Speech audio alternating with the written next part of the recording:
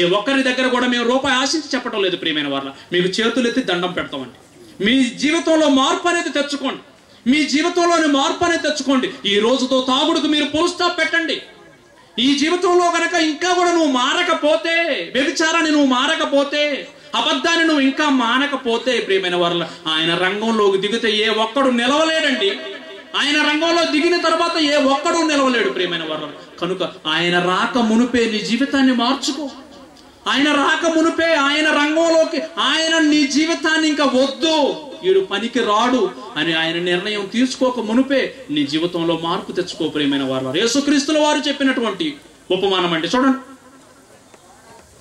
లూకా సువార్త 13వ అధ్యాయం, లూకా సువార్త 13వ అధ్యాయం 7వ వచనం.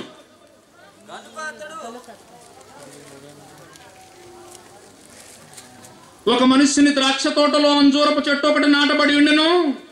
అతడు దాని పండ్లు వెదక వచ్చినప్పుడు ఏమీ దొరకలేదు కనుక అతడు, 7వ వచనం, ఇదిగో 3 సంవత్సరాల నుంచి ఈ అంజూరపు చెట్టు పండును వెదకుచూ వచ్చుచున్నాను, కానీ ఏమీ దొరకటం లేదు. 3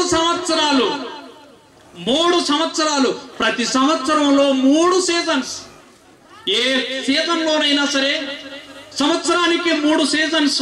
అలాంటివి 3 సంవత్సరాలు దేవుడు వెతికాడండి ఒక చెట్టుకి. 3 సంవత్సరాలుగా ఎతుకుతున్నప్పటికీ కూడా ఏ కాలంలోనైనా సరే ఈ చెట్టుకి ఒక కాయ అయినా కాస్తుందేమో, ఈ ఎండాకాలంలో కాస్తుంది, వానాకాలమా చలికాలమా అంటూ కాలాలు మార్చి ఇక ఫలిస్తుందేమో, ఇకనైనా కాయ కాస్తుందేమోనని 3 సంవత్సరాలు వెతికాడండి.